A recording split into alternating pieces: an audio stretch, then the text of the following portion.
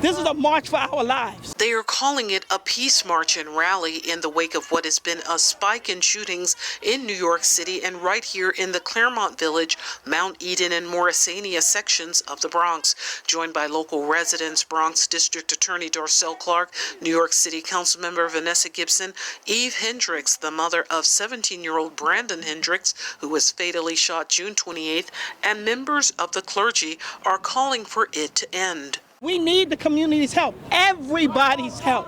This comes days after announcing a grassroots initiative called Operation Save Our Sons and Sisters at 170th Street and Sheridan Avenue, on the very corner where 28-year-old Anthony Robinson, senior walking his 6-year-old daughter, was gunned down July 5th, all in a year that so far has seen 212 murders through July 19th, according to the NYPD, up from 171 last year during the same time period.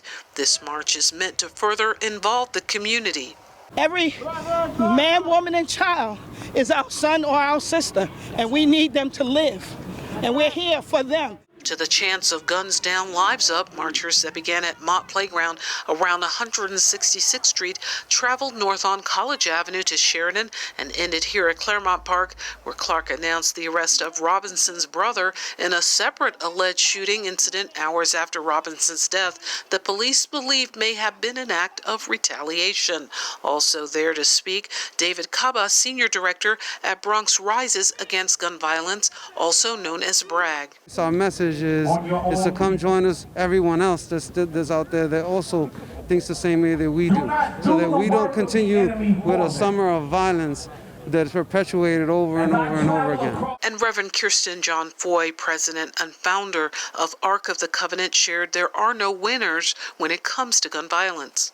There is no gaining for yourself or for the community in that. Come out of the darkness, take one of our hands, and let us show you a different path. Those words echoed by newly appointed NYPD Chief of Community Affairs, Jeffrey Madry, and Council Member Gibson. So when we come together in peace, in love, in strength, in support, because that's what our communities need. Jobs, community centers, our parks, playgrounds. So the conversation does not end here. The leaders here are inviting the community to a youth summit that will be at the Miracle Revival Temple. They want to hear from all the stakeholders, all the people that are standing for an end to gun violence. For BronxNet, this is Arlene Makoko.